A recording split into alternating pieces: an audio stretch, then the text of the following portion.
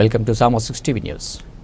ముథోల్ మండల కేంద్రంలోని శ్రీ సరస్వతి శిశు మందిర్కు చెందిన 6వ తరగతి విద్యార్థులు సాంఘిక శాస్త్రం పాఠ్యాంశంలో భాగంగా ఈరోజు ముథోల్ మండల కేంద్రంలో జరిగిన వారసంతకు వెళ్లి అనేక విషయాలు పరిశీలించి వ్యాపారస్తులకు వివరాలు అడిగి తెలుసుకున్నారు. ఈ సందర్భంలో విద్యార్థులతో పాటు విషయాచార్యులు శ్రీనివాస్ గారు ఉన్నారు.